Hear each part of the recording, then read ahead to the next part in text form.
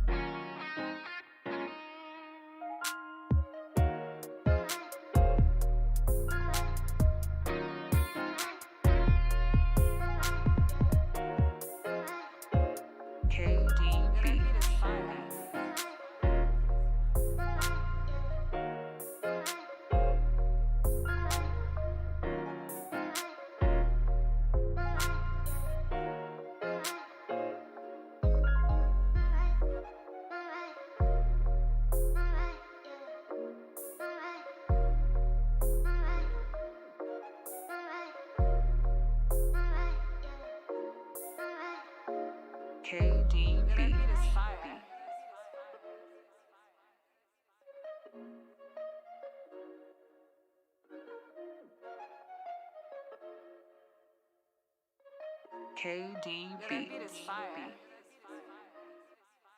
In the NBA, the game can change at an instant, but no matter how the action unfolds, you know DraftKings Sportsbook has your back. This week, new customers can score $150 instantly in bonus bets by betting $5 on basketball. Win or lose, you get an instant dub. You can even bet on Luka's MVP odds at the end of the year. Download the DraftKings Sportsbook app now and use promo code VOCH, V-O-C-H, VOCH. New customers can get $150 instantly in bonus bets just for betting $5 on basketball. Only on DraftKings Sportsbook with code VOCH, V-O-C-H, VOCH. The crown is yours.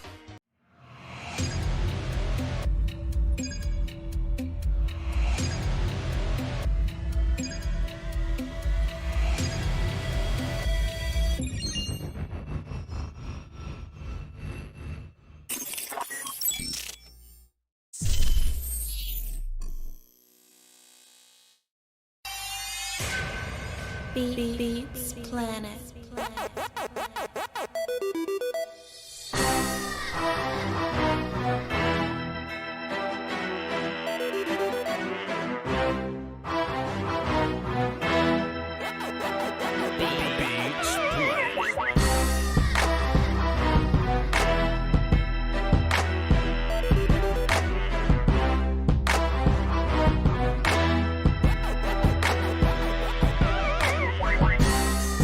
Come on inside and get yourself something cool to drink. And we can't get demonetized 2 days in a row, Sky. She can't do it twice. Hey, we can. Hey, chat. We can give you one. We can give you one, but we cannot do it 2 times. We appreciate y'all. Listen, man. When I tell you guys, see, I ain't lied yet, Will. Still, when I tell these people that, you know, this week will be filled with Philadelphia Eagles content and reactions, I'm not lying. We're going to run this all the way into Friday. Look, this ain't me being petty or anything. We just have a lot to talk about. You know, the Philadelphia Eagles were once the best team in football, and there's a lot of angles to the game, Will. Still, there's a lot of elements that happened, you know, last Sunday, and we just need to break this thing down to the very last molecules, guys. I don't want people to think that we're being petty or anything like that. It's just that we just need to crack down on every single angle of this of this game here. So we got a film session coming out today. We got some more film coming out. We're going to do 2 extra Patreons watching the Eagles on Wednesday and Thursday. We got an episode of the Peanut Butter Lounge where we break it down, some Eagles content reactions, and we might even do something Saturday, but that was on my mind already, Scott. Sheesh. That was on my mind already. Now look, when we get to the Bills, we ain't doing none of that shit. It's false. No way. Not this time. 2 days, then on to the Dolphins, Scott. Speaking of which, though, Scott, did you get a chance to watch the Dolphins last night? I sure did. A very humbling reminder that this is a week-to-week league, and you better take your opponent serious. And I'm not talking about us. I'm talking about them. Yeah. Yeah. You gonna beat the shit out of that.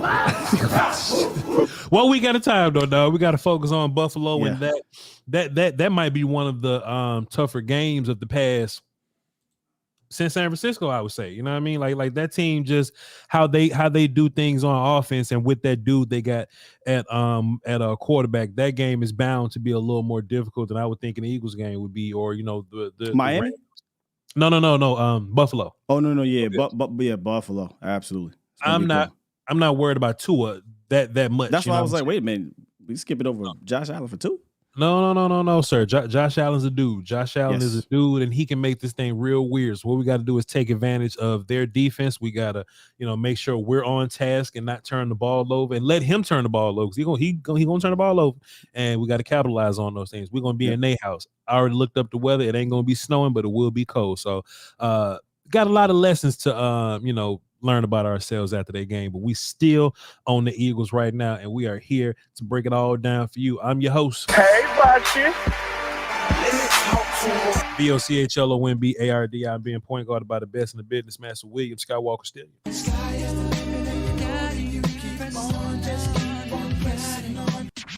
Even when I was wrong, I got my point across. Now hold on, now Scott, because that was a little long. Now I don't want big them people and 112 them people. First of all, it won't be Big, it'd be Diddy. We definitely don't want that call. Puff ain't finna call nobody. You have a phone call. Do you accept? He's sending the folks to you. Yeah. Diddy. That's a different conversation. This what we got for y'all today, chat. We have a bunch of clips from your coaches, from Michael, Daniel, and Brian. I was gonna listen to what Jonathan had to say, but I ain't really answering what John got to say. And then we got some film for y'all today. We got some film queued up for y'all today. We got 4 plays on defense, highlighting what our linebackers did, highlighting the sack. They hit Jalen Hurts with the boogie. Sky, we're gonna break that down today. Also, Digizua, one of his breakout plays, and then we're gonna look at Gilly and have a conversation about what we think Gilly trash talk sounds like. It should be a fun little situation later on in the live stream, Scott. But remember when we met Gilly, dog? Yeah. He was just so quiet. Scott, what'd you say? We was outside the Cheesecake Factory, first of all, which is funny how Cheesecake Factory, the image of Cheesecake Factory has changed over the past couple of months. It was like, Gilly, what up? Yeah, what's up, man? He was like, hey, everything going on, guys. My birthday's good with you. Yeah, everything's going to be. I'm excited to be here with Dallas. Thank you very much for being a fan here. Which really lets me know, like, what is it? If you AJ Brown, first of all, what energy do you get back from him that make you want to talk to him that way? And when Gilly does bad things to you, what does he say? Scott, the first thing I thought about was on Dave Chappelle, right? Charlie Murphy stories. Prince playing basketball. Prince, like that Prince voice. Yep. Why don't you guys come over here and play some hoops? I feel like that's exactly what it is. That's exactly what Gilly did. So Scott, I went out on Twitter, right? And I was like, Twitter, what y'all think Gilly says when he's talking shit? And some people was like, Devontae Smith is way better than this. Or he was like, Don't you wish Diggs was here? But Scott, the funniest one I saw was, I gotta get war call ready for this. So Jalen Hurts don't really fuck with you for real. Scott, I saw that one and I was like, and then it just turned into a whole thread. It's on my Twitter, by the way. The whole thread turned into what y'all think Gilly really saying to AJ Brown, and I read them all in that Prince Dave Chappelle voice. So that's how you sound, bro. It's crazy. Go on my Twitter, check that out. Yeah, trying to find it as we speak. Is it on game day? It was on game day, and I was like, the one thing I want to know is, what did Gilly say to AJ Brown? What does Gilly say to AJ Brown? And there was some funny stuff up here. You gonna pull something up, or we? No, you go ahead. I'm just trying to find some funny ones for later. There we go. Huge game though, Sky. And look, this is the last time I'm gonna say how important this victory was, because what you laughing at, Sky? It's just something simple. Somebody said bad route. Just simple. Bad route. Nope. Anyway, go ahead before we derail the show. Before it gets started, later we'll save it for later. Let's go find this. Okay, we're gonna save it for later. Save it for later. Because I don't want to stop. Once we get going, I don't want to stop. And I already started. So okay, cool. I'm gonna still go look. But we're gonna save it later. But Scott, this game, I think it was super important for your confidence, right? Because it you could have took an L, you could have had a close victory, a close loss, but you went out there and beat the shit out the Eagles, right? Yeah. And then you went out and said, hey man, even we wasn't even perfect, even we gave them 7 points, even we still offensively missed some throws, missed some opportunities. So if you can whoop that team, a 9-3 team, if you can whoop that team 10-3, whatever they are, if you can whoop them and still leave meat on the bone, shouts out to Joe Randall, that just makes you feel like, right? Confidence is a word that's been floating around in all of these press conferences, would it be Dan Quinn, Brian, or Mike. Confidence is a thing. And confidence could be the biggest factor in, okay, week one, maybe we were worried about the Eagles D-line, Scott. And look, even me and you said, right, hey, man, that first time we lined up against the Eagles, we don't want to run the ball. And now we're in a place because we're confident now. We like, man, we're going to push them dudes. Man, put Tyler over there and let's run the ball more than we thought that we could. You know what I'm saying? Yeah. And even Mike saw that. Hey, let's run the ball now. We see that we moving these guys around a bit. Or even on the D-line side, we can walk into that first game going, hey, man, they're going to run the football. That's the best offensive line in the league, and DeAndre Swift could be going. We got to be careful. Sky, we suck our teeth at the idea that DeAndre Swift's going to do anything to us now, or that we can't take control of that offensive line when we line up against them. And that team, their superpowers lie in their offensive line and defensive line, Scott. So now as a team, we can go, if you ain't got a Jordan Davis or a Jalen Carter combo, Fletcher Cox combo, you know what I'm saying? If you ain't got like a Lane Johnson, Landon Dickerson, Jason Kelsey type combo, we feel like we can roll in and be successful against you. We still got to, bring our lunch to work, Scott, but we feel confident enough that we can go in there and duel against you. And as far as your quarterback, I don't think that there's a pass defense that we can't deal with, because I think that we've seen the best of them. Like, we know what the Jets look like. We know what some of these other pass defense look like. Even the Rams, who they don't get the big respect watching film, you can respect the Rams pass defense and what they did to some of these guys. The only hurdle in front of us is San Fran. And when we go see them, that's a whole nother conversation. But just whether we going against the Bills, whether we going against the Miami Dolphins, they're not going to be able to block us up front.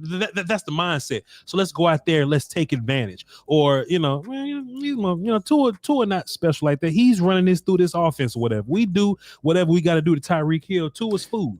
Well, if you're talking NFC, even though the Tua and the Bills are, they are on the schedule. Sure. That's not the teams you're going to have to go through.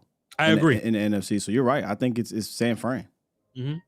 100%. Just bringing up Bills and Dolphins because, one, they're on our schedule. Right. And two, if we going to do this, Sky, one seed, like we got to run the table.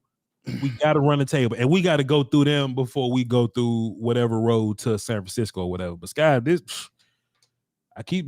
said it yesterday, man. If this thing goes through Dallas, in which everybody listening right now, we need to be Seahawks fans, Rams fans, Giants, Cardinals. We need to be fans of the Ravens. We need to be fans of these teams. Because if we can get this thing to run through Dallas, that's different. Yeah, it's different. It feels so far away because there's 4 games left and you need so much help. And that's why I just say, you know what, man, let's just take care of our biz. Sure. Because the chips are going to fall where they may. And again, seeing the Dolphins get knocked off by the Titans any freaking game, any given Sunday. Yep. even the Washington football Wizards at the end of the season can put their hands on us, so we got to game by game take care of our business. But Segway Jones, Sky. Mike McCarthy looks at these games as like playoff games with no consequences, right? These next 4 games, Bills, Dolphins, Lions, and Wizards. We look at these as like playoff games with no consequence. And then when we get to those next games, that's when we got to be perfect. So this is kind of like a simulation, Scott. It's kind of like training a little bit. Here's Mike McCarthy on the idea that we're in like pre-playoffs right now. That's what I'm gonna call it, Scott. Pre-playoffs. Here's Mike McCarthy talking about the pre-playoffs, the next stretch of these next 4 games. Every season I've been a part of, obviously there's a path, and the path is always under construction. It's not who you play, it's when you play them. We all know that because of, the challenges every season, lays out for you. But these type of games, especially, in this current season, we've had a number of games where, we won by a decisive margin. So to play in these kind of games, I think is a great preparation for playoff football because these are going to be juggernauts. We've been talking about translation. We've beat the shit out of a lot of these teams, but these teams aren't going to be the teams that we have to go through to get to where we want to go through. So the fact that we got to play some of these gangsters right now, it's going to condition us to get ready for those teams. Let's keep listening to Mike. Buffalo, all morning. This is going to be a great environment to play in, outdoors, northern climate, all those things. So I think this is what you need as part of that, opportunity to win and grow. And that's where I think if, things go right and you're able to, get the momentum, grab those chunks of confidence that come with a good division win as we had last night. This is an opportunity to go win and grow as a football team, and that's going to be very important. It's always important in December. So there's confidence that comes in these games, and I'm looking forward to the competition of it. And Scott, just like anything, right? We understand that, Buffalo is like one loss away from being a 500 team or whatever, but that's a dangerous team that you're going to have to go through. You know what I'm saying? We understand that. So, yeah, we get a lot of confidence from this Eagles game, but, man, it's a whole new challenge, and it's an uncommon opponent. So they gonna bring challenges at us. They gonna hit us with a lot. They're gonna do things to make it uncomfortable for us because just as desperate as we are for a win, the Buffalo Bills are also as desperate for that win. And that's what playoff football is. 2 good-ass, desperate-ass teams fighting for their life. And it's challenges that come with that, Sky. Did you have something before I move on, sir? Nah, they're a unique challenge. I love how Mike came here and he talked about uncommon opponents, and they usually give us some trouble. Denver comes to mind a while ago. Don't play them for years and then run up against them, and it was tough. So these uncommon opponents are definitely tricky, and when you got a quarterback like Josh Allen, it makes it even trickier. Yes, sir. Somebody asked. We'll just do this. Well, somebody asked Mike McCarthy. They asked about program building. The chat realized Mike got you saying just like anything. I did it on purpose. What's wrong with y'all, man? I'm a content king, man. I did it on purpose, man. Scott, what y'all? I know it, but they ain't know that. They think we out here. Yeah, no. Oh, well, just like anything, you gotta come out here and Buffalo's gonna have its challenges, it's gonna. Hey, but something else about Mike McCarthy. Mike McCarthy loved to slide in jokes, but he don't let them sit. So just in case they're not funny, he keep going. He just keep going. Hey, we're gonna go to Buffalo. It's gonna be cold, and a big guy like me won't even feel it. But yeah, man, they're gonna have the challenges, man. Josh Allen, like Mike McCarthy, let it breathe, man. About Mike McCarthy breathe, but anyway. Yeah, it's he about to say just like anything when he goes. Just like anything, Hey, look, that deep breath. Deep breath, no, just like anything is coming out.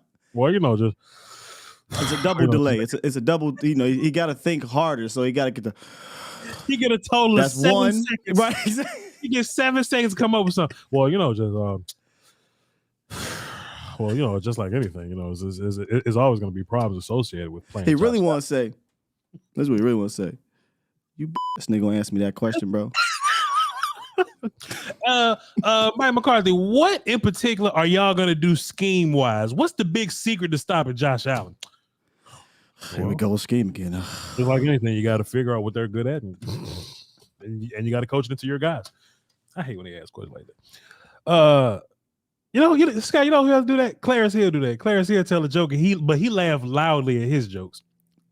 I'm gonna keep my words to myself. I appreciate Clarence, being an OG, but I'm gonna keep my words to myself. Clarence be like, in the middle of the press conference. Hey, Clarence be putting too much dip on his chip in them press conferences, bro. Way too much dip in his chip. Hey, yo, Mike, man, I heard you don't like Sean McDermott, man, but man, it is what it is, man. But anyway, I guess you could just beat him with your quarterback because yours better, huh? And then Clarence will look over and be like, and follow up. And follow up. I got one more, coach. I got one more before he let anybody else go. Like, he got a lot of dip on that chip. All right. Yeah, he has some shit, ain't he? Oh, Scott, this is how we ruin relationships, Scott. We need to relax, buddy. I'll tell Clarence. Go ahead, man.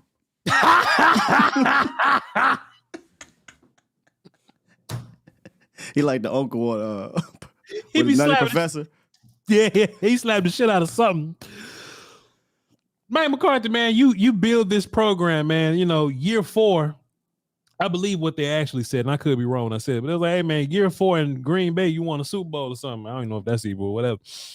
But he said you year 4 in Dallas right now, man. What comes along with building these programs and building traditions and things like that? Mike McCarthy said this. I think like anything, when you walk in the door, you got to clearly understand and recognize the landscape. Wait, Scott, wait, talk about. He opened up with just like anything, but listen for the breath after to give him 2 more seconds. I think like anything, when you walk in the door, you got to clearly understand and recognize the landscape and the resources you have. I think both Green Bay and Dallas. I can remember standing, up in my initial press conference, and I was so damn impressive as a first-time head coach. I mean, I'm sure. But the one question they're asking me about rebuilding job, and I said, you don't rebuild at places like this, and it's the same thing in Dallas. Now we had a unique season. You don't rebuild places like this, Scott. That's interesting. Yeah. You don't rebuild places like this. And I think that's just a compliment to Dak Prescott and what he does. That's a compliment to Will McClay and his scouting, You don't just shake up everything. You come in and you see what's good. And if there's bad, you just kind of trim the fat. But a place like this, Dallas got a good little situation that's already in place. Let me just fire Kellen. Let me just fire Kellen. And then we'll build on that, Scott. You feel me? I feel you, man. In 2020, with the pandemic and everything went on there, so my point is, I think you have to get in there and get going, and get the the football culture the way you want it. You clearly get your program in place. The way you train your team is probably one of the most important. Come on, breathe it. Scott, that mother got surgery. They took one of his lungs out. He took one of his lungs. Goddamn ASMR up there, bro.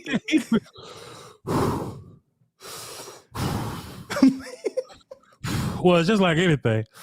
And they doing my coach. They got to give him yes or no answers. Like he can't. Yeah, they can't let him. Mike McCarthy. Mike, what's the meaning of life? No. I'm just like Eddie's like, we gotta stop doing it. Because I love Mike. I'm a huge fan of Mike. I love Mike. You gotta be able to have fun with Mike, though. Yo, Mike, would you say how Dak Prescott playing is a breath of fresh air? Oh, no. I gotta follow up. Hold on. I got one more. Okay, I'm sorry. Culture the way you want it. You clearly get your program in place. The way you train your team is probably one of the most important components of being a head coach. The structure for your assistants and all those things that play into it. So, and I think clearly, Scott, you know how the black preachers be preaching? They be like, and the Lord, and they marched, and they said, that's what Mike McCarthy did. But he got the Yinzer version. Yeah, let me see. Let me just bring this back a little bit. Let me see. It's probably one of the most important components of being a head coach. The structure for your assistants and all those things that play into it. So I think clearly coming out of 21 is when I feel like, okay, here we go. This is what it's starting to look like, and we definitely had a lot of moments in 22.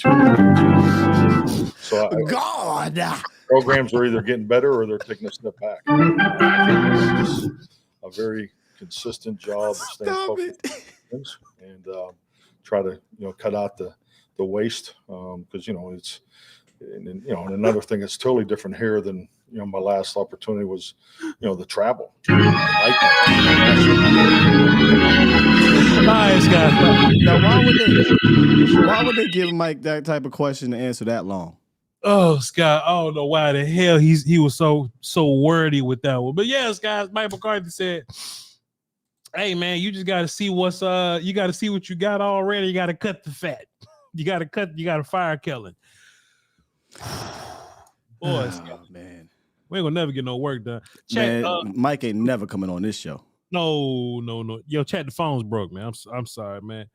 I ain't even got this clip, but let's see. Somebody asked about Hankins' injury and the actual plan for Mozzie and Carl Davis. All those players are going to be important for you moving forward. Yeah, I think it's just like anything, the roster development and how many, I think you do that shit on purpose. Each area. Yeah, that's definitely part of it, and we understand that run defense is something that people will always challenge because I feel we're exceptional in the area of pass rush. So yeah, we that's all part of the outlook that's in front of us. Mozzie, and where you think he is? Yeah, I think Mozzie's getting better. I think I was talking about him and Luke. I think they're at that point now. You can see they're not thinking, they're playing. Their urgency, and I think those are all normal processes that rookies go through. Yeah, man, Mozzie got a big role coming up, Scott. He got a big role coming up, but I don't think you just super inflate Mozzie's reps like that. I think you probably give him a little bit more. But if anything, I think Nev got to do a little more. Osa's got to move around a little bit more. Bring up the ball, Carl Davis. Yeah, Carl Davis probably going to get some work in, but you don't just take Mozzie from 17, 13 snaps. Excuse me, you don't just take him from 17 snaps to 29. You know what I mean? Mozzie had a solid flash versus Landon Dickerson. If I had to play, I'd show it, but I ain't got it. He had a solid flash, but Mozzie ain't ready, y'all. Mozzie's not ready. I would not up his. I mean, he's at around 11 to 13 the last few games. 15, 17, 20 tops. I'm just not trying to put that on. Let's ease him into that. Hankins is so important. I just don't think people understand. This is a 340+ pound guy that can play 30 snaps with no problem. Yeah. He's done it. He's done 25+ snaps 7 times this year. Mozzie once. So what I would be aiming for, Sky, is I would be seeing if I can get Jonathan Hankins back for that Lions game. That's what I'm really trying to run. You know what I'm saying? The Bills gonna throw the ball a bunch. The Dolphins are gonna work a lot of outside running, and they're gonna also throw the ball a little bit. But Detroit will run the ball all day, and Montgomery's their guy that'll work that interior, or whatever. So you really want to. You wouldn't IR him? Say again? You wouldn't. Well, we don't know the extent of it, but I wouldn't do it. Because that'll be because that's guaranteed 4 weeks. Yeah, that's guaranteed 4 weeks. I just let him. You missed the Lions game. Yeah. Yep, I would just let him linger around because that Lions game is super important. And Trevor Lawrence just had a high ankle sprain that was mild relatively, and he played last week. Now Trevor Lawrence ain't 350 pounds. That's the point. Hank has got to anchor into the ground and move dudes around and shit like that. So if I had to, if I can give Hankins 2 good weeks of recovery, and on that Saturday versus the Lions, that's what I'm gonna be hoping to bring him back. Hopefully, that's what I would do. That'd be a fast turnaround for a high ankle for 350-pound man. I agree. Yeah. I agree. But hey, gotta hope. What else Mike McCarthy talking about? Long story short, Mize is important. Tyler Smith. Let's listen to what Mike McCarthy got to say about Tyler Smith. Here we go. No doubt. I think Tyler, man, what a joy he is. The coach and just his approach. And, there's 2 or 3 plays in the coaching sessions every week that he just does something. You just go, you shake your head, and the matchups, that he had last night, so yes, he's got so much, great football in front of him, because he's still learning. He's still getting comfortable with the footwork. And it's just great to see him and Tyron playing next to each other now, week in and week out, because, it obviously wasn't like at the start of the season. So very, very, very pleased with the way he's playing. Scott, I always say that, people tend to overrate continuity sometimes. I do think continuity is very important. But better dudes, in my opinion, is so much more important. But when you have better dudes and all of them better dudes play together for a long time, that's a hell of a combination. Nobody's happier than Tyler Biadasz and Tyron Smith that Tyler is healthy and playing the way that he's playing. There's not a defensive tackle. I've said this again. There's not a defensive tackle that I feel Tyler Smith had problems with. Tyler Smith did some one-on-one work with Jordan Davis. He did some one-on-one work versus Jalen Carter. He did a lot of one-on-one work with Milton Williams, and Milton Williams just don't even fit in that combo because Tyler beat the hell out of him every single time. And Tyler got movement. Tyler turned people. Tyler suplex people. Tyler pass block people. Tyler stretched and reached people. Tyler is ridiculous, Skywalker Steele.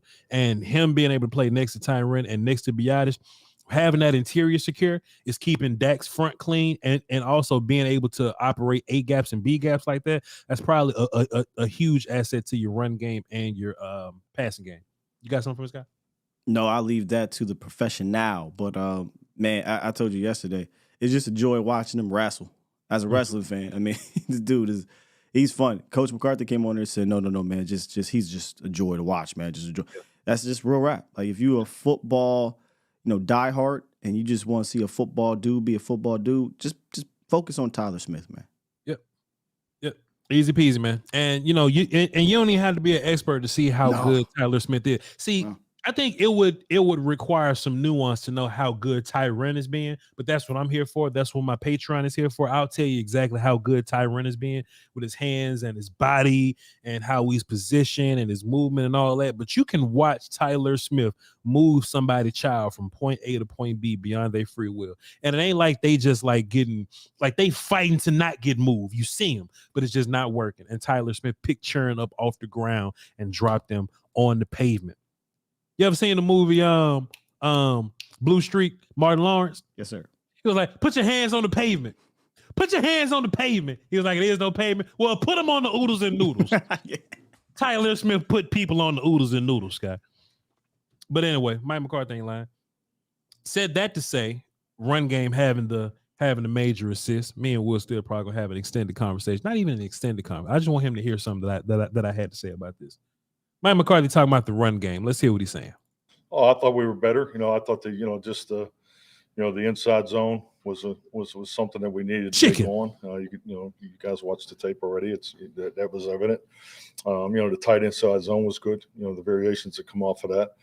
Had a couple of run solutions throws that were productive. So I thought the run blocking unit graded out well. They had a winning grade. So I thought we took a step. Hell yeah, they did. Some of that is we gotta run more. Oh yeah, I think attempts is probably if you want to get into statistical, what's more important. I mean, it's just like anything. Because hey, if you're running the ball over 30 times, when you take that deep breath. On. So and I think obviously, their defensive line we have a tremendous amount of respect for. So that was definitely part of the outlook of how we wanted to play. Let me tell you something, man. When you run the ball on the Eagles and their D-line that we used to fear, not no more. But when you can run the ball on them effectively, man, you just unlock something totally different. And this run game is 100% a compliment to the passing offense. This is Dak's offense. This is a passing team. But there's something about that run game, whether it be working the inside zone, outside zone, whatever it is that we're doing, or even handoffs to Turpin and CD. It's just something about when it gets going, it just makes the offense work well together. I'm so happy, Scott, that we didn't come out this game run pass. This game it was like pass run pass run. You know what I mean? Like we just It kind was a of healthy balance. healthy balance. Yeah. What I ended up with, Sky, let me just say this. There's a lot of people still stuck on the actual rushing yardage for Tony Pollard and all that. If I had to guess, Sky, and tell me how I sound when I say this. Maybe Mike McCarthy looks at the run game as one big running back. You know what I mean? Not just, hey, there's one running back and did he or did he not get 100 yards? But like, what did our run game do? And if you put Tony and Rico Dowdle together and they fusion dance and they turn into one running back, Scott, they were 28 for 105 yards and 1 touchdown. They caught 8 passes and 43 yards, 43 receiving yards. That sounds like a fine running back day for me, or a fine running back production day to me, Scott. Do you think that if most fans looked at it like that, right, and just barring Tony Pollard's franchise tag with his $10 million, we're at the point in the season where money don't count as Gallup. But if you ask more people, hey, if you had a running back that had 28 carries, 105 yards, a touchdown, 8 catches, and 43 yards, would you feel good about it? They'll probably say yes. Well, that's what our one running back is. It's a fusion dance, Tony and Rico. And I think that's what Mike McCarthy's looking at, as opposed to Tony Pollard just having a day. Scott, what do you think about me saying that? I mean, isn't that what we talked about coming into the season? This league is not a one running back league anymore. Mm-hmm. It's just not. They didn't treat it that way. Tony Pollard was only getting 11 carries, 12 carries, or what have you. So they never were treating Tony Pollard in that manner. If anybody was looking at it like, oh, Tony Pollard's not getting this and that. I mean, he's getting 11 and 12 carries in a game, 13 carries. He's not getting workhorse carries because he's not a workhorse back.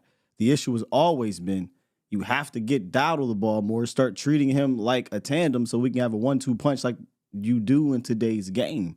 It's not a one running back game. It's in my opinion, a stable game, a running back by committee. But if you at the very least, you need to have a 1-2 punch. And I think Sunday night was the first time we saw the 1-2 punch, in the sense of attempts. Before, it might have been Tony Pollard, 12 carries, Rico Dowdle, 4, like maxing out at 4. Tony Pollard, 11 carries, Rico Dowdle, 2. And in my head, I'm just like, whatever, just be efficient because we're clearly not doing a 1-2 punch thing.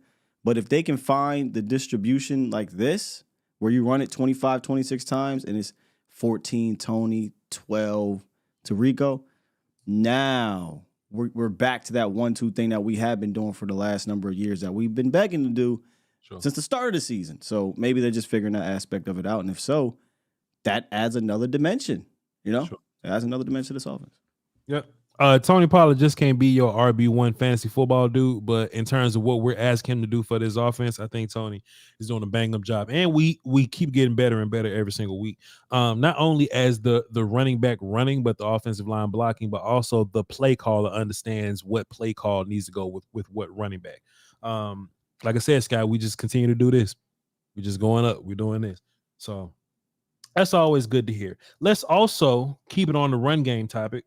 And let's hear what Brian Schottenheimer has to say about the run game. Yeah, I think we were both trained by the same guy, Marty Schottenheimer.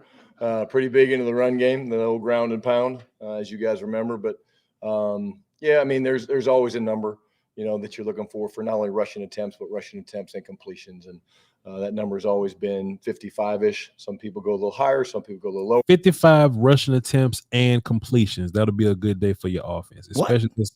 What do you say? He said, completions like anybody gets a completion. Completion in the passing game, and I thought you meant completions to the running back. Caught me too. And rushing it. I'm like, what? Y'all trying to kill Tony? Like we haven't hit that mark all year. But if you listen to him again, he means like as a whole offense, passes caught in the They love their numbers, man. They love their numbers, man.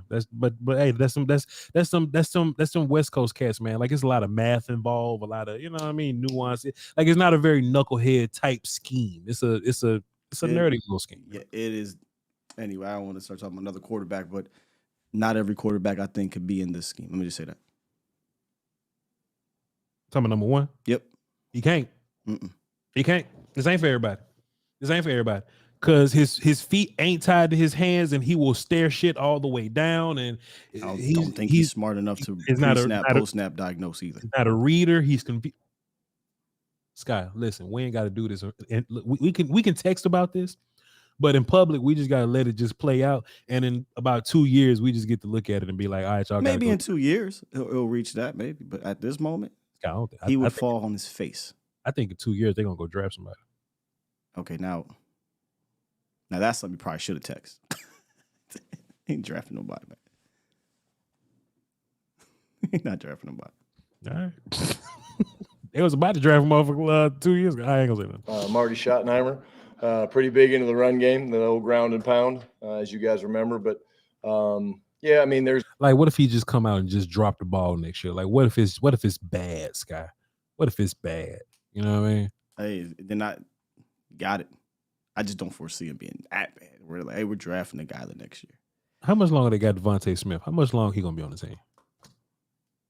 Because I know they cap number don't look great. I don't know. I know when did he come in? Same year as Micah. So, all depends what they decide to do with him. Got a little time.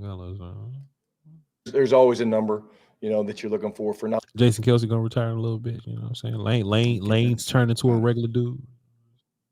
I mean, look, if their team is tanking and they just say, well, we ain't gonna be a good no more, let's just start over, sure. But I don't foresee that. Oh, them dudes tanking. Only rushing attempts. 10-3 ain't taking. That number is always. You're not about to have me talk anything good about this squad. F them. I hope they draft a quarterback. Go ahead. If they go from 10-3 to tanking, boy, I'm doing a little dance on the street. It's been 55-ish. Some people go a little higher. Some people go a little lower. And that just shows you're executing well. Obviously, in this last game against a really good front, we knew we wanted to get after them a little bit in the running game. We were able to come downhill. I thought it was probably one of the most physical games we've played up front with our rushing attack. I thought the linemen were really, really good against a big, stout defensive front. Not only the initial targets and things that they were able to get to, but the way they strained and lift. There's always, when there's a collision, there's a double team that begins. Obviously, there's an initial moment where there's not much movement, and then it's whoever strains and gets lower, whether it's the offensive player or the defensive player, is really how you generate movement. And then I thought both Rico and Tony ran really, really hard. Really hard. And he's been running hard for and those guys did a terrific job. What was that guy? He's been running hard for like a month too. Yeah, for sure. Tony? Yeah. And that's already Rico's style, but that's already Rico's style. But Tony's definitely I think Tony's trying to shed this identity that he's some little bitty scatback guy. Like that's like should have been shed that identity. That's been watched him. I agree. That's been the case, guy. But you still know people to look at him and be like, "Oh, well, he's not a bell cow type guy." You know, that's fair. People still say that. Securing the football in some really violent collisions and some compression tackles, and so when we watch it again this morning, I felt it last night. Just being honest, that it was a very physical run game, and then watching it again this morning. It was very true. Our guys got after it pretty good. Scott, what you think Shaq Leonard gonna feel if they go out there and lose to Seattle? Like just what you think he'll feel if they go out there? I'm telling you, I think he went there because he can play. So I don't know if he quite literally cares. I can't speak for the man. I'm just guessing. You asked me a question. I think as long as he's playing, he good to go. If Shaq is sitting on the bench and they winning or losing, he gonna be mad. If he's playing and they winning or losing, he gonna be happy. That sounds like nonsense. All right. But yeah, that's the run game, man. They want attempts, they want carries. And I think that every single week they're just finding ways to get them involved. I think somebody even followed up after this and asked, they say, "Hey man, Rico's getting the ball a little more. Like what changed there?" And Brian was like, we're always trying to get Rico the ball. Now look, Scott, they lie to me. Look, you ain't got to lie to me, dog. Sky, you my guy, man. Sky, you know what I was about to say next. You ain't got to lie to me, Playboy. This shit look way different than it once did, dog. Rico you ain't got to lie, Craig. Scott, Rico had to go, "Hey man, how I get 2 carries, dog? How I get 1 carry, dog? How I get phased totally out this game, bro?" Scott, they ain't got to lie to me, bro. I don't even think Rico got the juice to do that. He probably don't. I don't think he got the juice.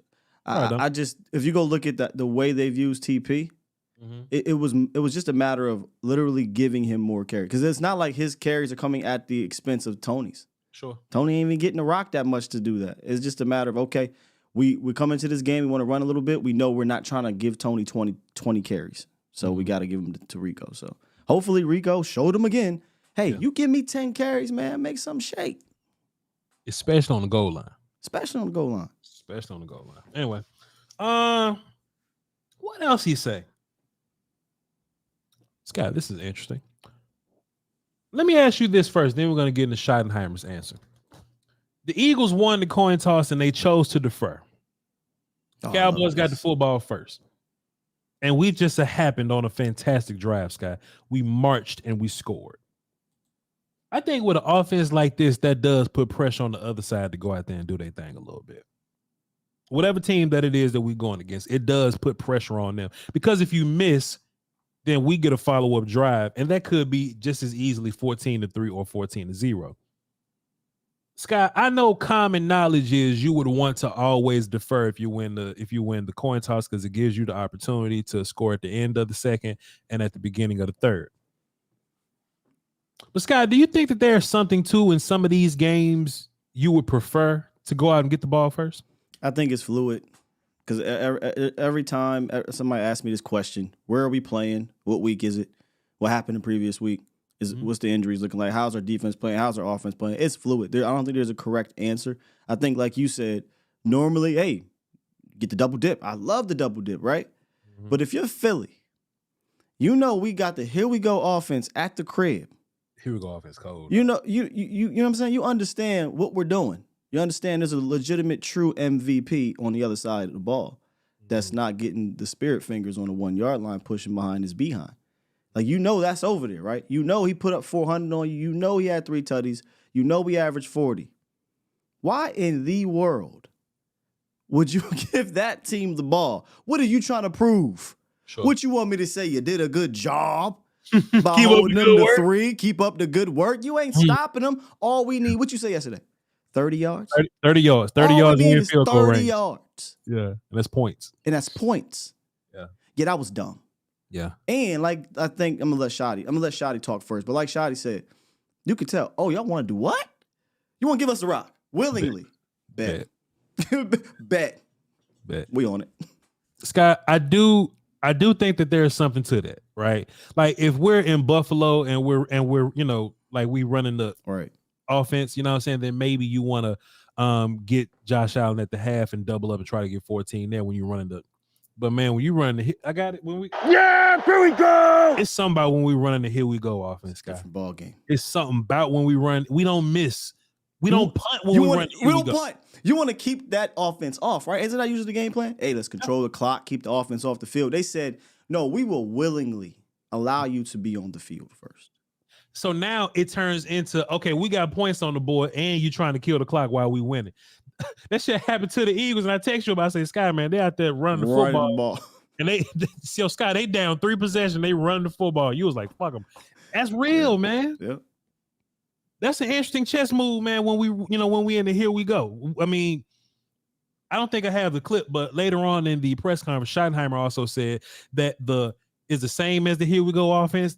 I think that's still lying to me, but we gonna see now, right? Like if we can come out there on the road in Buffalo in the cold running the offense, if we can be if Brian Anger don't punt or if he only punt once, we're gonna have a whole nother conversation about how good our offense is.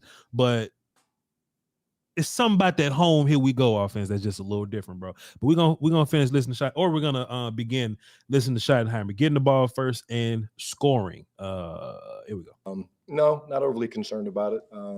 Again, each drive is its own. And again, yesterday we came out. It was really cool to see. You love this when a team defers and you're able to take the ball and go right down the field. Like that's a very empowering thing for the offense because they're deferring for a reason. And you kind of get a little juiced up when they do that, and then you can go out and respond. But each drive's different, and we feel really, really good whether it's starting the game, ending the game, that we can put people away when we need to. Hey, man, depends on the drive, Sky. Every drive is different.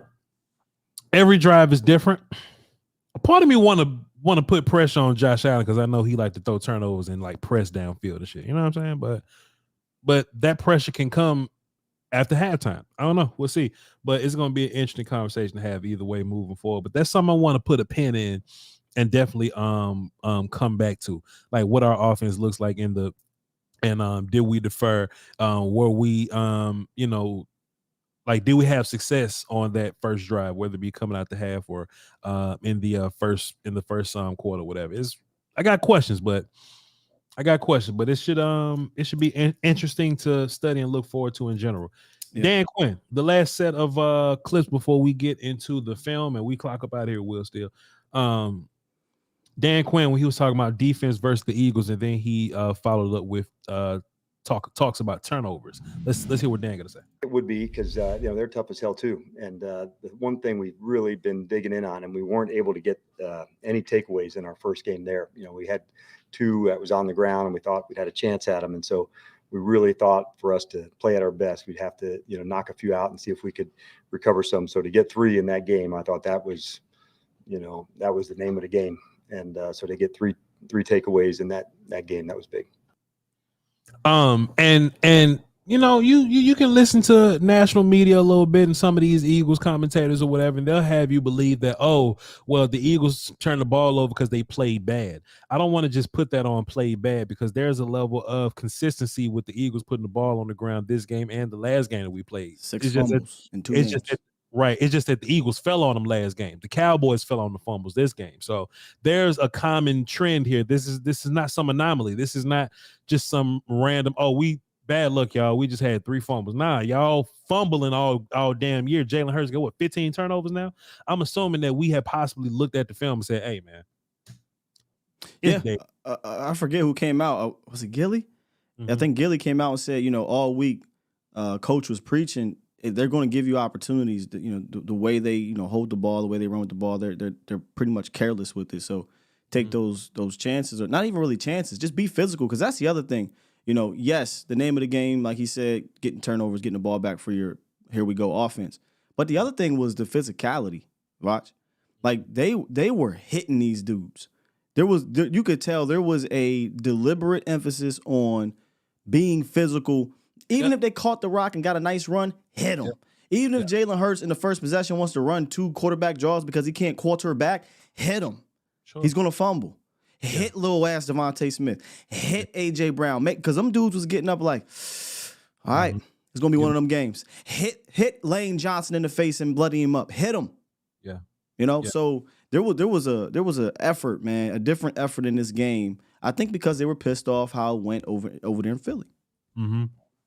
That's actually a strategy too, Scott. Like the first person there just tackle regular, but if you the second or the third dude, lay into him. So if like Marquise Bell get there first, wrap up. If Damone Clark's coming after, smack him, or go for the football. So if that's what's being taught, then hey man, shouts out to Dan. That's not gonna make me like. You know what I'm saying? That's not gonna make me like you more than Mike McCarthy right now, because Mike McCarthy going crazy right now as a keep him here as the head coach candidate. But you know how it go. And one last thing, man. Dan Quinn talking about Gilly, then we're gonna get into the film. Well, like I said, I'm sometimes removed from it, but I would say there's something very cool about a player that's been on the top, much like him, who's been told by others that their shelf life has expired. And my experience on some of those instances has been they got a lot to prove and a lot to share. And so in my experience, there's been, going all the way back to Seattle, Lawyer Malloy or Dwight Freeney in Atlanta, or a guy like Steph here. So much of what they give isn't just to their, own individual performance. Mm-hmm. It's to others that go around them. Mm-hmm. And they're all unique. And Steph is that way too. So I think, he was really, I was really proud of his effort, his performance, and some really cool, 3rd and 4th down stops.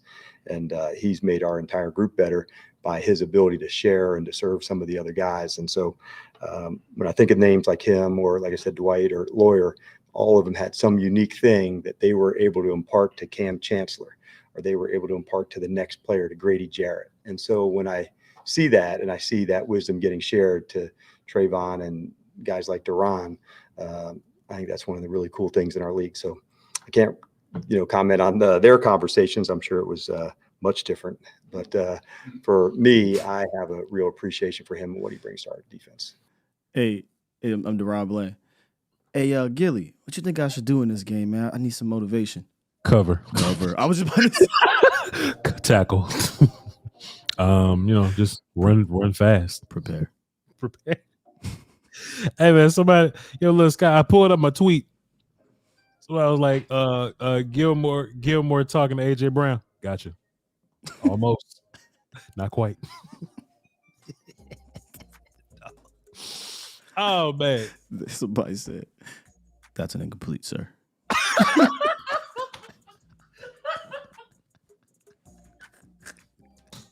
Oh, these are good when you read them like Gilly. Hey, look, you gotta read them in the voice, guy. Somebody said, you should have stayed in Tennessee.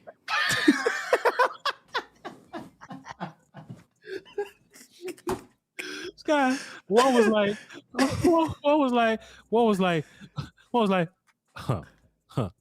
slant, hitched, 9. Yo, somebody called him Slant Boy. Slant Boy. Let me see. You're no CeeDee Lamb.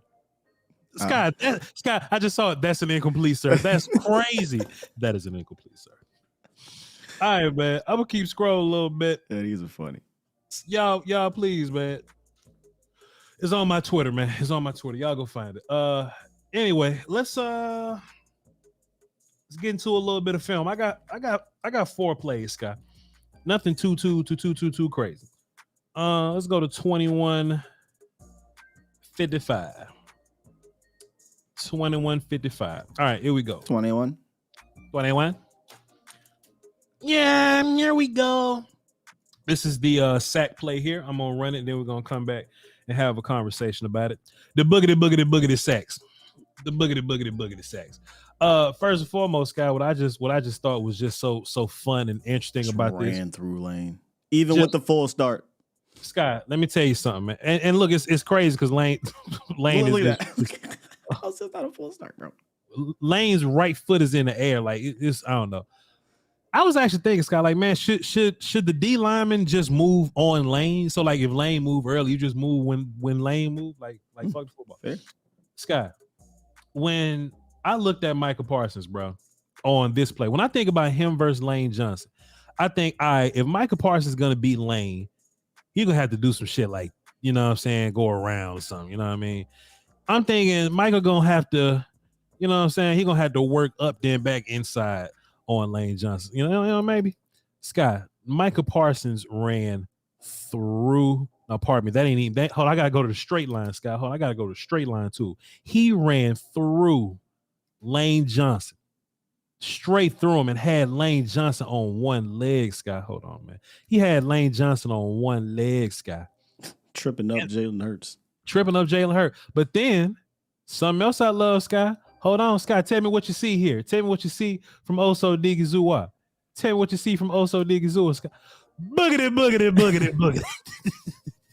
That goddamn boogity. He ran through it, Kelsey. Man. Hey, I kind of wish that Osa would be involved on more of these pass rush downs. You know, I understand end game is a thing, but I think I would rather have Osa on the field pass rushing than like Dorrance or something, like Osa just getting upfield with his ability. Interior pressure is if we're not running the stunts, with that end game, yes, keep him out there. Let him just work one-on-one in the middle, man. Yeah. Just one more time here, just one more time, and that's where your biggest pressure's coming from the inside, from the interior. So if you just want your outside guys playing boogity game, even D-Law to an extent, he ends up bending, but he is to an extent slow rushing, playing boogity here. Dog, let it be big pressure up the middle like it is, and look, you can really see it from this angle here. Let it be big pressure from the middle, and y'all just play boogity on the outside. Fantastic. Boogity is hilarious. People was actually tweeting me, Scott. They was like, Voch, boogity. Yeah. I was like, man, I love y'all to pieces, bro. How about this play from Oso Digizua, using his athleticism, using his quick twitch, Scott. Getting upfield, quick, fast, and in a hurry. Listen, dog. We talked about the interior being their soft spot. Sure. If you have a D lineman that's quick enough, I think like Osa's powerful enough to go through Landon Dickerson, by the way. Like he's powerful enough to deal with him and to deal with a damn double team. But with Osa can just, all right, I'm just gonna graze you right here. I'm just gonna graze your inside shoulder on my path to DeAndre Swift here and then bring him down. Like, dog, what else is there? What else is there? But also something that's important too, Sky, on this play is Micah Parsons setting the edge right here and forcing the actual bend back here. Because if this was just a flat line outside, then maybe DeAndre Swift could have just run outside, but Micah Parsons right here just kind of setting this wall, making it hard for DeAndre Swift and making him have to cut back inside on top of Osa just being unblocked here. Oh, come on, Skywalker Steele. Come on, Skywalker Steele. This was one of my favorite plays, this next one at the 18-minute mark. And I'm giving y'all these minute marks in case y'all want to go watch the film yourself. Do your thing. You're going to have to count it, you know what I'm saying, count it on your own. But I think all the linebackers did something interesting on this play.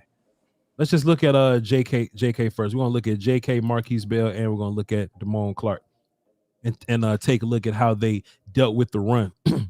There was a lot of patience here from Jaron Kearse that I noticed here.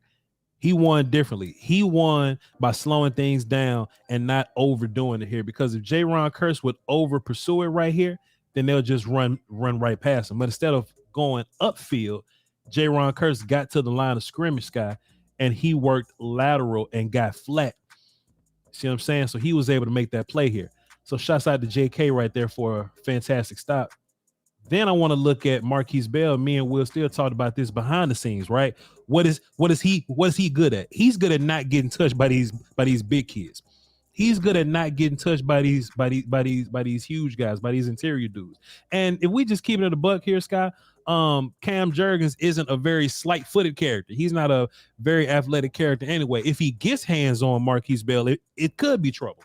But if he's working upfield to block Marquise Bell and Marquise wants to be slick about it, then he could just slip and get back in and make that tackle. But Scott, if Marquise Bell or JK didn't make that play, even Damone Clark was available to make that play. But I'm going to tell you why he was available to make that play. And this character is going to be important the next couple of weeks because Hankins is out. But Neville Gallimore, right, taking on the double team from Kelsey and Dickerson here. Him taking on that double team, boom, boom, boom, to keep Damone Clark safe. So Damone gets to just run free. He didn't even make the play. He just running around safe. Keep him free. Plickety-plat. But as you can see, if Marquise didn't make the play and if JK didn't make the play, Neville Gallimore did such a good job here. I'm going to just highlight it one more time, taking on this double. Neville Gallimore did such a good job here keeping Marquise Bell safe that even if they didn't make the play, he would have made the play. And you just need this guy. You're going to need this next week versus Cooks too. You're going to want everybody to get in on that tackle, man. You need a gang tackle mentality, and the Cowboys have done a fantastic job versus the Eagles of just dealing with the run in terms of not overdoing it, being in their lanes, just slowly working towards their landmarks. And that's how Bell has to win. He's not going to run through a Landon Dickerson or anybody like that one-on-one. He's got to win with that kind of finesse game. And there's a place for that. But there's times where he's going to have to thump. I know he's little, but he's going to have to do it. He's going to have to thump. One thing I wanted to look at on this last Gilly play, when he forced a fumble on AJ Brown here. I'm not here to give the Eagles credit for nothing, man. But Lane Johnson, man, this kick set was just so impressive. Him just blocking my guy. And listen, I'm not gonna say nothing else nice about the Eagles, Scott, but as an offensive line dude, I can't help but to look at Lane Johnson, semi-old ass, just get out in space, smooth, getting to his landmark, cutting Micah Parsons in half, making them square, bowing up with him, anchoring on him. That was a fantastic pass set. But Gilly got the fumble on AJ Brown. But Gilly got Scott. Wait. My ball. Drop something. You dropped your hat. Hey man, the plays were there all day to be made, Scott. Hold on, let's see where we at. All right, here we go. Scott, the plays were there to be made all day, Scott. Let's see, where the hell Gilmore? Okay, cool. Gilmore and AJ Brown up top. Let's see, Scott. Boom.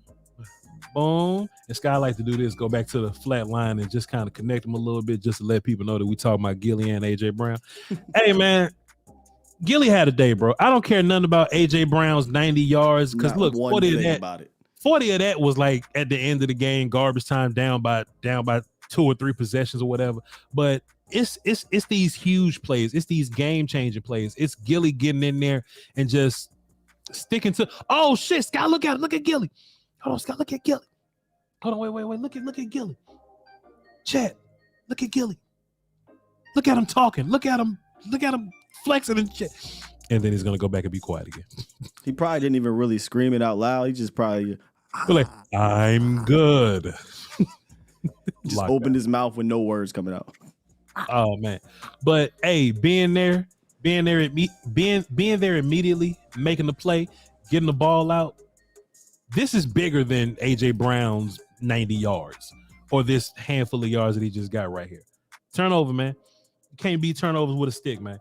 Yeah, that's all I got for y'all today. That's all I got. Appreciate you, Skywalker. Still appreciate you, sir. Appreciate you, sir. Fantastic stuff, Gilly. Salute. I'm him. I'm him. I am him, and you're not.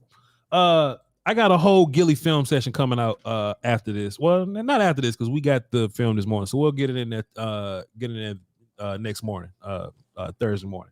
Wednesday morning. Today, Tuesday. Wednesday morning, we'll have a Gilly film session coming out. Y'all can tap into that when y'all want to. All right. Phones, bro, supers. Damn. Phones messed up. Hey man, Gilly, AJ Brown, they paid the phone. Hello? No. I'm not here. Not here, sir. Let's get into some Super Skywalker still. Today is the 12th. Boy, y'all packed today. Hold on. Somebody said Gilly when Gallup dropped the first pass. Hey. Remember? Not hey. Sky, look, he don't lean and go. He just hey. Hey, Mike, you want to chill with that Gallup shit.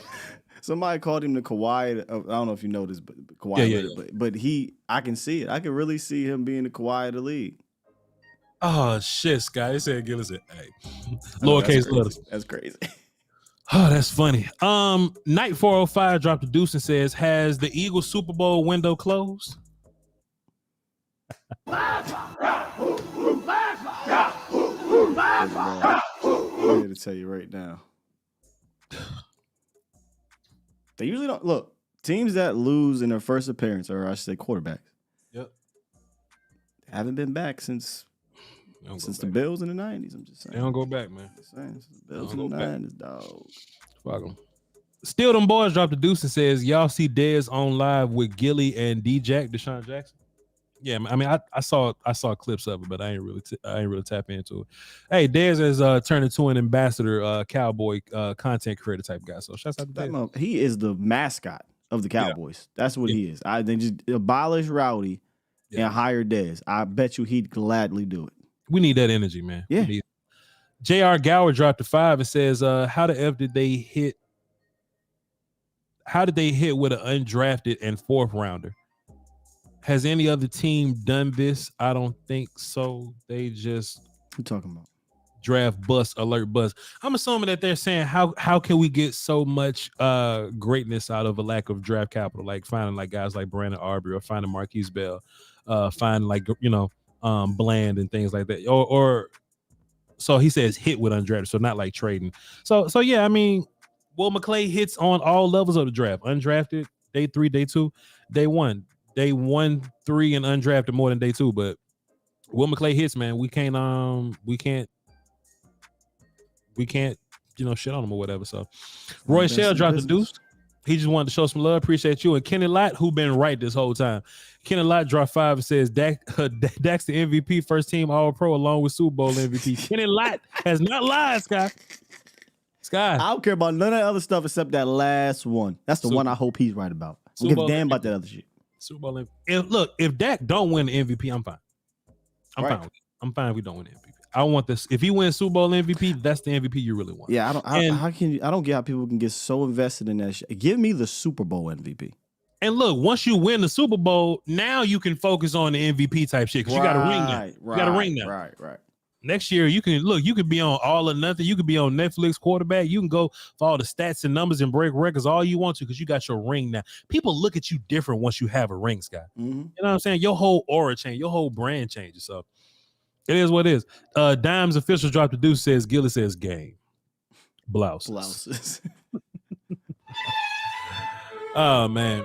Dak was day 2, correct? Dak was like a fourth round guy? Yeah, it would be day. Was that day 2? Yeah, 2, 3. Back in the day, I don't know if it was still day 2 at that point, but he's technically day 3 nowadays. Yeah. Marcus Hardison says, at the volume, that's me, Will, Steele, and Gilly, by the way. At the volume. Requote from the weekend show. I'd rather be inconspicuous than grandiose. Why? Because when you build shit at the volume, I'd rather be inconspicuous than grandiose. Why? Because when you build quietly, your enemies won't know what or where to attack. When you build quietly, your enemies won't know what or where to attack. Will Steele. Real G's move in silence like lasagna. Shouts out to Wayne. Hold this L, line, sleep outside, UNLV, young pimp, young goat, young lion. Thank you so much, Marcus Hardison. Send me that email, sir, whenever you get time. Whenever you get time, so I can get that over to Zach Ghost and he can put it in his personal record, sir. Thank you so much. Hey, Zach, can you text him my PayPal and whatnot, bro? Yeah, I got you. Yeah, I got you. What I'm saying? I'll get that to him. Zach, shouts out to Zach, man. He be dropping the bag during them game day live show. Get that to him. Send that to the PayPal, though, bro. Gotcha.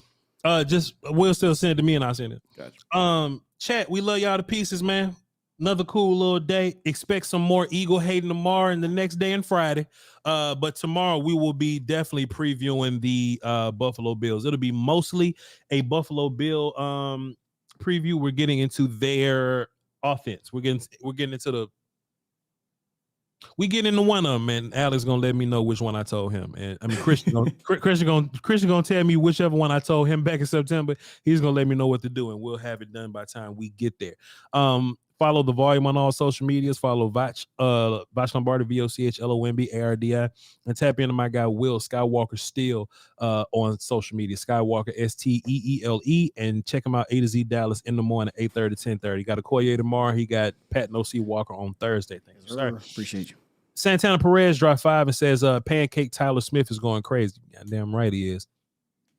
For the rest of y'all, man, y'all hold down for the Doski Woes and the Peasky Whiskey. Till next time, volume.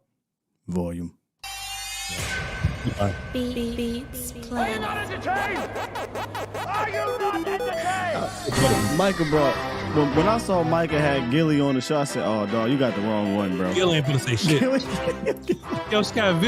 Scott, Gilly ain't say nothing but and yes. How's it feel to be a Cowboy? Nice. Scott, somebody on my tweet says Julio wants his number back.